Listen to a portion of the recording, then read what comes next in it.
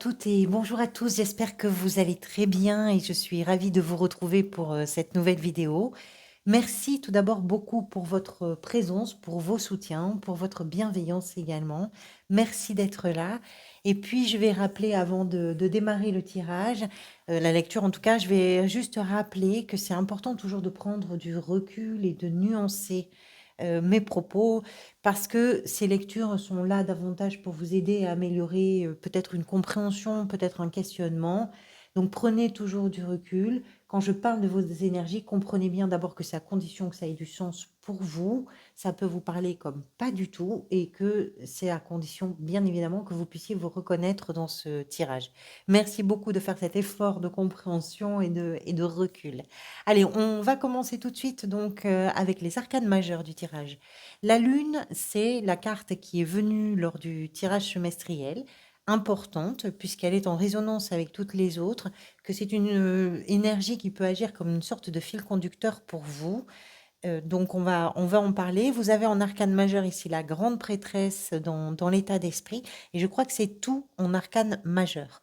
Vous avez la grande prêtresse, oui, alors la reine de coupe ici, donc ce sont des énergies qui sont un petit peu similaires, on va en parler. Des bâtons, des deniers, des coupes, des deniers, des bâtons, des deniers et des deniers. Pas mal de deniers, donc on est dans le concret, on est dans le factuel, même si certaines cartes peuvent amener une forme d'élévation un peu spirituelle avec la grande prêtresse, la lune et la reine de coupe, mais vous êtes quand même bien dans le concret, vous avez bien les pieds sur terre et la tête sur les épaules, et vous êtes dans l'action. Lion, au mois d'octobre, qu'est-ce que vous aviez? Vous aviez la tour.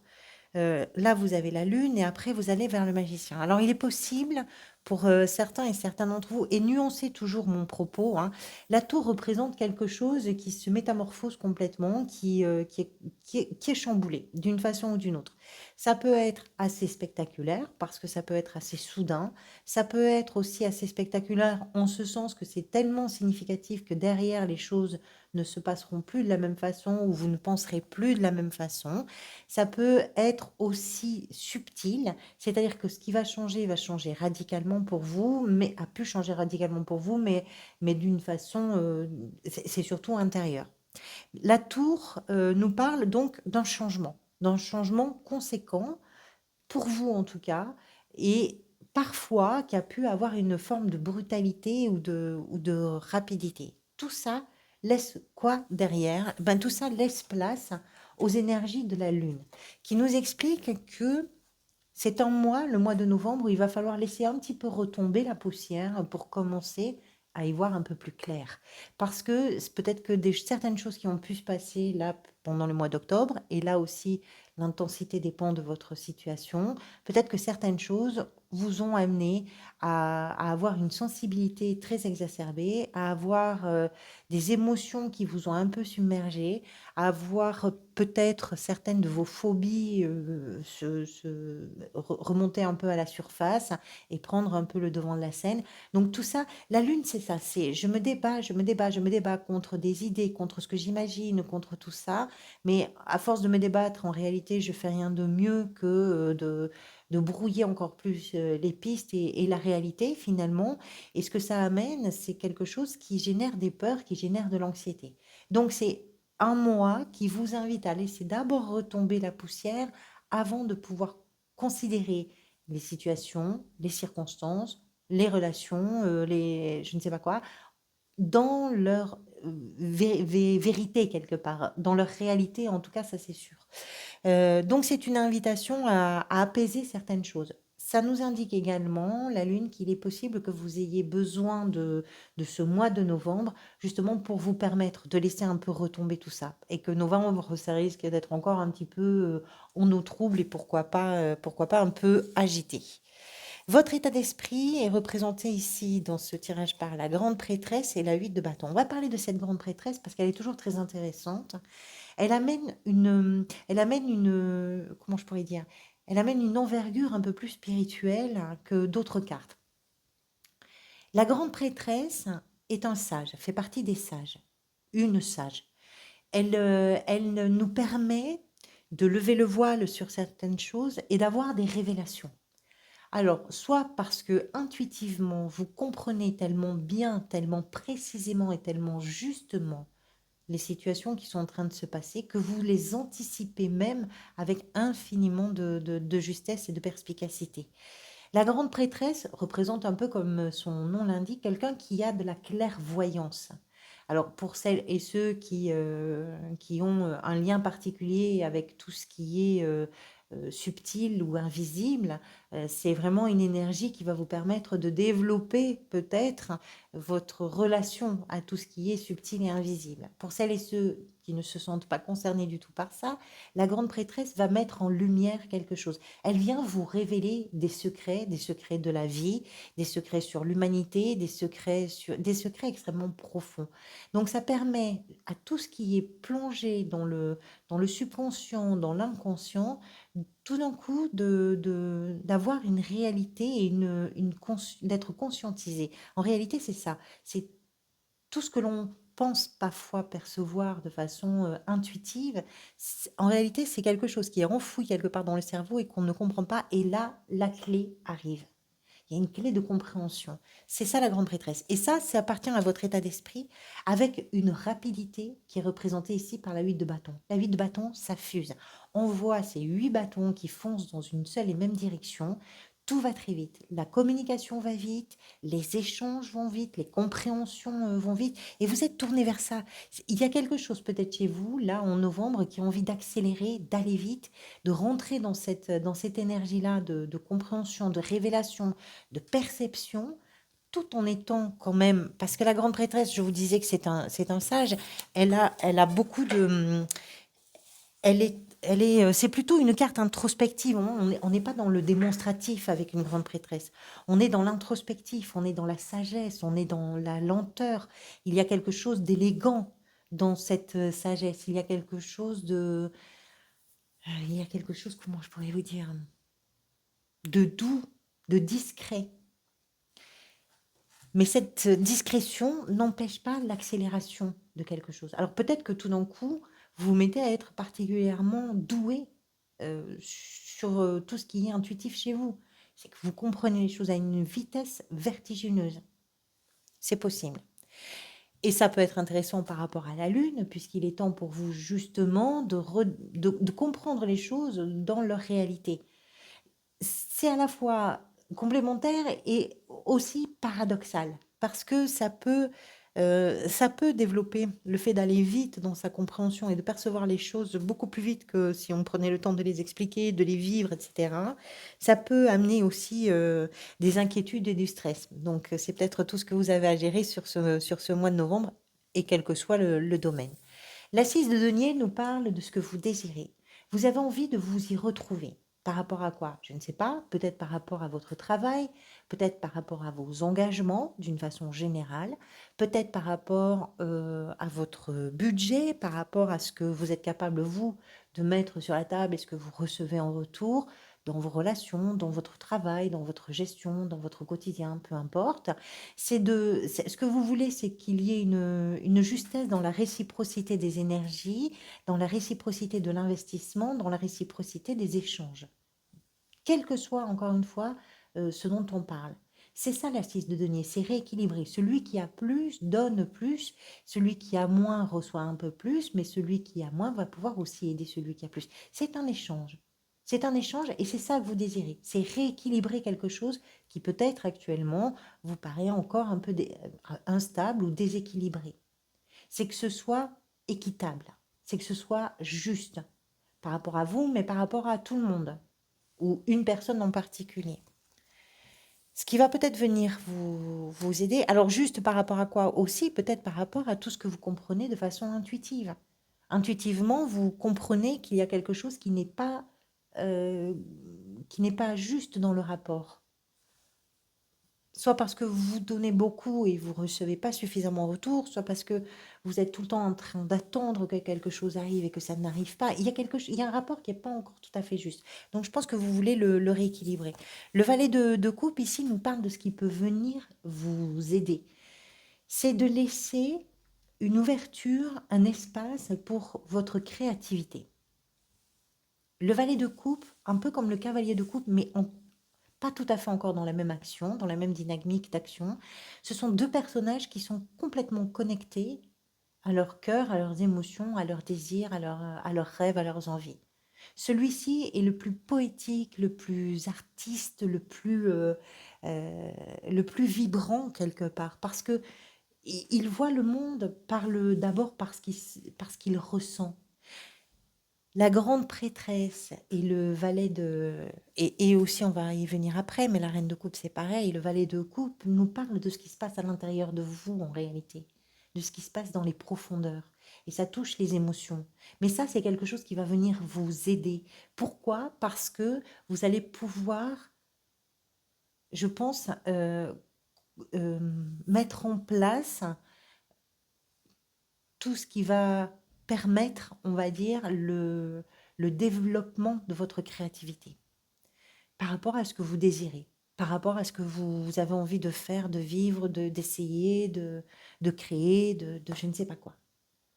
Ce qui va vous aider, c'est d'être à l'écoute de ce qui se passe à l'intérieur de vous, plus qu'à ce qui se passe à l'extérieur de vous. Le défi, c'est représenté par la 10 de denier qui habituellement représente le profit, représente la gestion efficace, le patrimoine, l'héritage. Quand on a une carte comme celle-ci en défi, elle nous explique que vous pouvez craindre peut-être une perte d'argent, une perte de revenus, une perte de ressources, une stabilité financière ou une stabilité dans une situation qui est importante pour vous. Donc le défi pour vous, bah, ça va être de gérer efficacement les situations, de les comprendre, d'aller dans le sens d'une accélération peut-être aussi pour vous permettre de ne pas imaginer énormément de choses autour de la réalité parce que ça va être une imagination déformante, hein, ça va être quelque chose qui ne va pas forcément vous aider et vous êtes peut-être troublé parce que si vous comprenez intuitivement les choses avec beaucoup de justesse, c'est peut-être compliqué pour vous aussi de vous rendre compte que malgré tout, vos peurs, vos craintes ou votre anxiété faussent un peu la donne quelque part. Et donc, le défi, c'est de maintenir une stabilité dans une situation. Ça peut être une stabilité financière, professionnelle, familiale, patrimoniale. Là, c'est vraiment territorial, c'est tout à fait possible. Là, ça va dépendre de votre situation, bien évidemment, individuelle. Ça peut être aussi le fait de ne pas on parlait ici dans ce que vous désirez d'une réciprocité dans les engagements, ça peut être aussi dans les investissements, que ce soit en termes d'argent, en termes de temps, en termes de ressources. Ce que vous mettez dans vos relations, ce que vous mettez dans votre travail, ce que vous mettez dans vos frais, c'est quelque chose qui doit aussi amener en retour. Et peut-être que le défi, il est là parce qu'il y a quelque chose qui n'est pas bien équilibré dans tout ça. Dans la sphère professionnelle, vous avez la 3 de bâton qui nous parle de... La 3 de bâton, c'est une carte d'expansion, c'est-à-dire on va tourner le dos à quelque chose qui était pas forcément mal, hein, qui était bien, mais il y a besoin de grandir, il y a besoin de partir, besoin de changer, besoin d'augmenter quelque chose.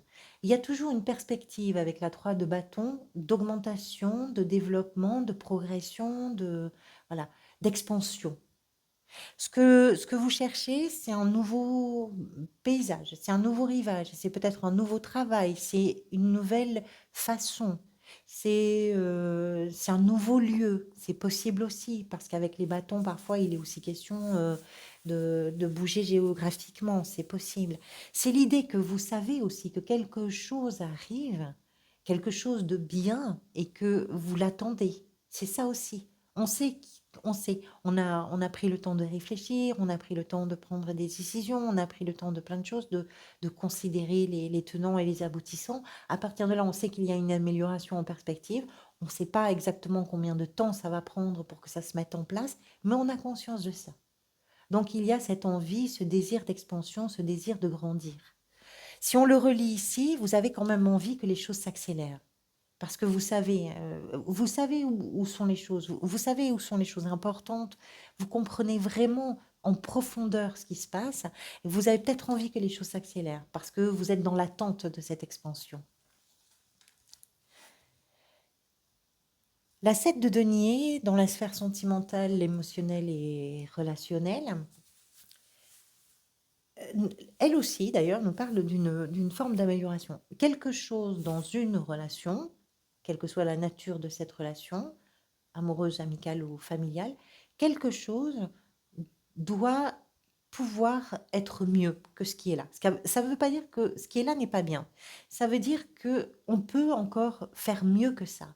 Ça veut dire que si on prend le temps de comprendre où on en est, ce que l'on veut, ce que l'on ne veut pas, ce qui est possible, ce qui ne l'est pas, si on prend le temps de comprendre le chemin que l'on vient de parcourir et tout ce qui a été fait, tout ce qui a été gagné, tout ce qui a été laissé, ce que ça nous a apporté aux uns et aux autres, on peut aussi améliorer la relation, le partage, ce qu'on est en train de construire.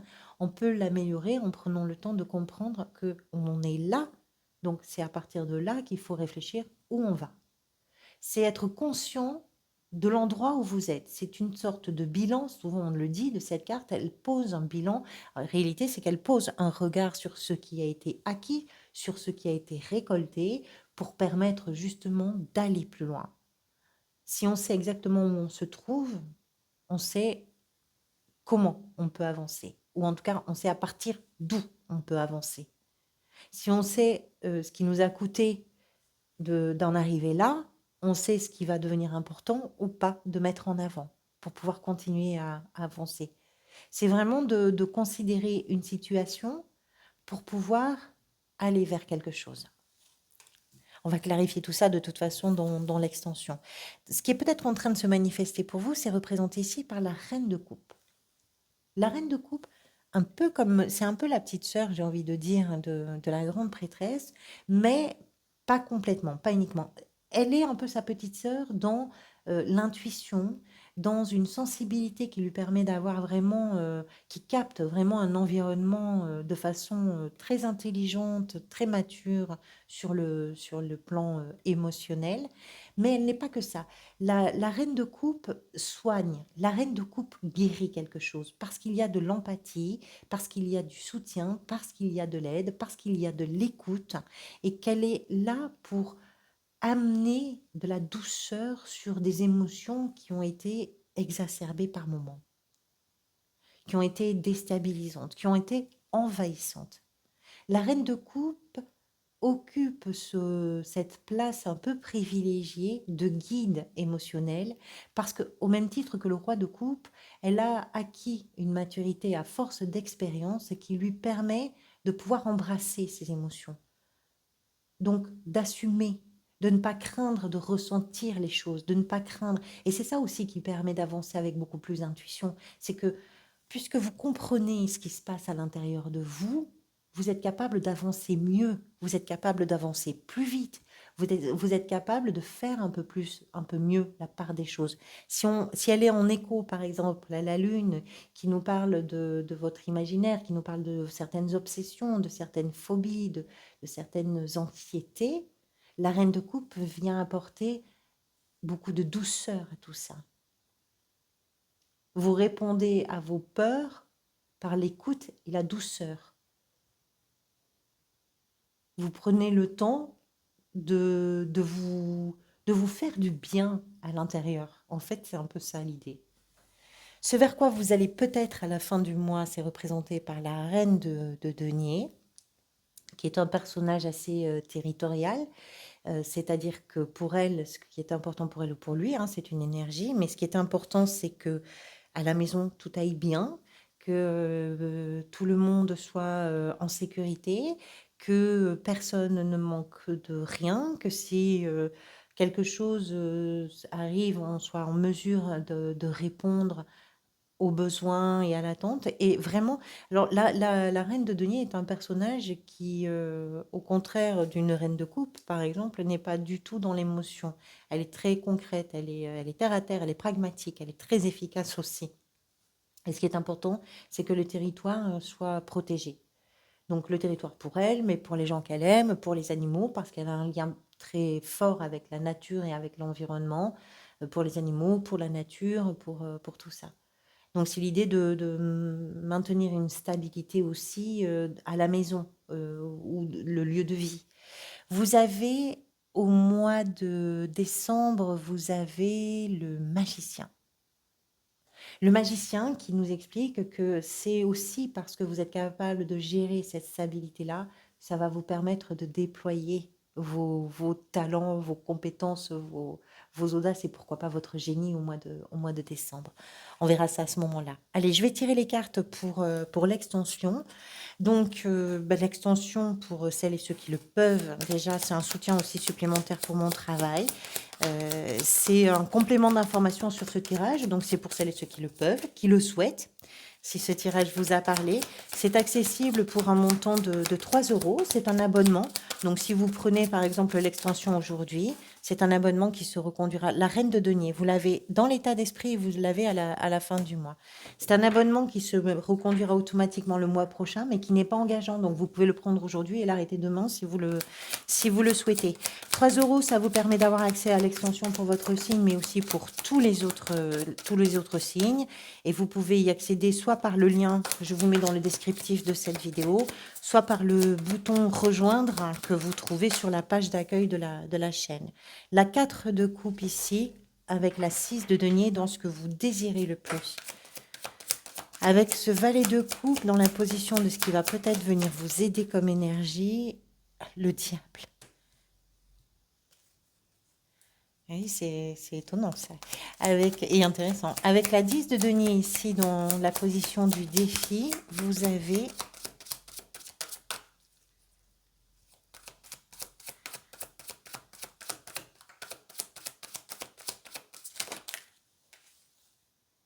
le monde. C'est quelque chose qui est en lien, votre défi, c'est quelque chose qui est en lien avec une fin de cycle apparemment. Avec un moment où vous passez à autre chose. Hein. Quelque chose de nouveau se met en place, ou alors vous en terminez avec une situation, avec une période, avec quelque chose qui vous permet de vous sentir réalisé. La lune, de nouveau ici, dans la sphère professionnelle. Avec la 7 de denier dans la sphère sentimentale, émotionnelle et relationnelle, vous avez la 6 d'épée.